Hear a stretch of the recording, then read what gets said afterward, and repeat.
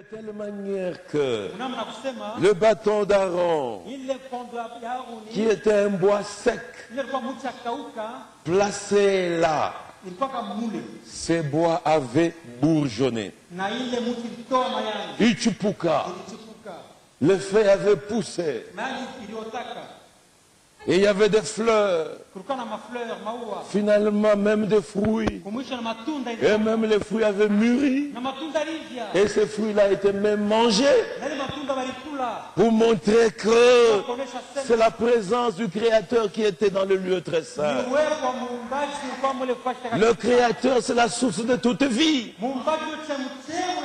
Si les bois secs pouvaient revivre, à combien plus forte raison, vous et moi. On va marcher avec ce message des années, des décennies, sans manifester la vie de Dieu, sans refléter sa nature. Non, mes frères, c'était la gloire de la première maison. Mais la prophétie dit, la gloire de la dernière sera plus grande. Le temple de Salomon avait été détruit par Nabuchodonosor et reconstruit encore par Zorobabel. C'était un contemporain d'Agé et de Zacharie. Amen.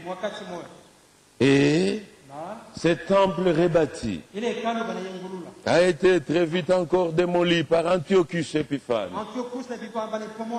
Et c'est le roi Hérode qui a rebâti encore les temples. Et cette fois-là, il a mis 46 ans pour le rebâtir. Mais dans cette dernière maison, parce que c'est la dernière, en attendant que Israël le reconstruise encore, la gloire de cette dernière maison avait dépassé de loin la gloire de la première. Dans la première, c'était la gloire de la Shekinah, mais dans cette dernière, ce n'était plus la colonne de feu. Non. C'était Dieu lui-même fait chair. Alléluia. Il est dans ce temple. Il a demandé même les rouleaux. Et il a lu les Écritures. Alléluia. Il était entré un jour dans ce temple, suivi des acclamations. Hosanna, Hosanna, ô fils de David. Il est allé tout droit dans le temple. Il a chassé les gambistes. Tous les vendeurs de pigeons. Il dit ma maison. C'était sa maison. Il dit ma maison sera une maison de prière. Et il s'est mis à prier sur les malades. Et tous les malades étaient guéris. Et tous les sacrificateurs étaient étonnés. Ils l'ont suivi. Il dit Seigneur, maître, parce que c'était des hypocrites. Intérieurement, il est renié. Mais pour l'appeler, Seigneur, il dit, entends-tu ce que les gens disent? Il dit oui, c'est ce qui est dit. Même si vous ne pouvez pas les louer, mais il tirera sa gloire des lèvres des enfants, même de ceux qui sont à la mamelle, des petits enfants qui sont nés dans le désert, les derniers qui seront les premiers, parce que les premiers, ils ont oublié, c'est pourquoi Dieu les a appelés. Alléluia. Dans cette dernière maison, c'était Dieu lui-même fait chair. C'est pourquoi il leur dit, détruisez ce temple et en 3 jours je vais le relever. Oh, ce temple, nos pères ont mis 46 ans. Et vous vous dites en 3 jours. Il dit oui. Là, il parlait du temple de son corps. Quand il est ressuscité, c'est son corps qui est le véritable temple aujourd'hui. Et c'est ça l'église. C'est vous et moi. Alléluia. Frères et sœurs, il faut d'abord que l'église soit rétablie. Atteigne son premier état. Il faut que l'Église atteigne sa perfection. C'est alors que l'Église sera bénie au double.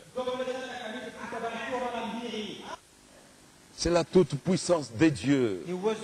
Frère Branham dit, en ce temps-là, même la bouche des critiques sera fermée. Oh Babranam, oh Babranam. Mais les chikubita funga biote. Ces bouches-là seront fermées. Parce que Dieu va manifester ses enfants. Dieu va confirmer à l'humanité entière que c'est nous qui sommes placés ses héritiers. Alléluia. Oui mes frères, oui mes sœurs. Et en attendant cette grande promesse, l'exhortation de Jacques, soyons patients. Nous devons attendre. Frère, Dieu dit un jour à Abraham, lève-toi. C'est un ordre. Prends ton fils Isaac, ton unique, celui-là que tu aimes, amène-le au mont de Moridja. Et là, tu vas me l'offrir. Là, c'est un commandement. Abraham ne pouvait pas dire Amen, Amen, Seigneur. Alléluia, Alléluia. Ça, c'est pas l'obéissance. Le commandement demande une obéissance. Et si vous avez réellement obéi, vous vous levez pour mettre en pratique ça. On attend. Attendez quoi? L'ordre est déjà donné. Le commandement demande une obéissance et une mise en pratique. Point. Mais le même Dieu, quand il vient dire à Abraham, il dit Sarah, ta femme, concevra, elle t'enfantera un fils. Qu'est-ce qu'Abraham pouvait faire? Qu'est-ce qu'il pouvait faire? Les promesses, on les attend dans la foi. Parce que Dieu n'accomplit ses promesses qu'en son temps. Et pendant que vous attendez l'accomplissement de la promesse, vous devez être patient. Si vous êtes pressé, vous chercherez à obliger que Dieu accomplisse ses promesses dans votre temps. Et cette fois-là, il ne sera plus Dieu. Ça sera maintenant un subordonné. N'importe qui peut lui commander. Comme certaines prières. Mungu paka ufanye, paka ufanye, paka ufanye. Ni muntu yako. Dieu ne fait pas la volonté des hommes. Dieu fait sa propre volonté. Tuna mini, tuna chungu, atunze, ashitu. Kile tunayua kusema, hata kama ashitutunze. Alléluia. Et si nous continuons à rester fermes dans la foi, un jour nous allons franchir les portes. Un jour nous allons traverser la rivière. Et nous revêtirons des corps où nous ne connaîtrons plus de maladies. Où nous ne connaîtrons plus la fatigue. Où nous ne connaîtrons plus la vieillesse. Alléluia. Là, même quand nous avons des douleurs dans nos corps, on ne sent plus rien et on continue à louer Dieu. Oui, mes frères, nous attendons cette grande chose. Ce qui manque à l'Église, c'est la crainte de l'Éternel. C'est ce manque de crainte qui nous fait agir comme des insensés. Ce n'est pas que l'Église est endormie. Endormie comme elle est. L'église n'est pas endormie. Tuko macho. Nous sommes veillants.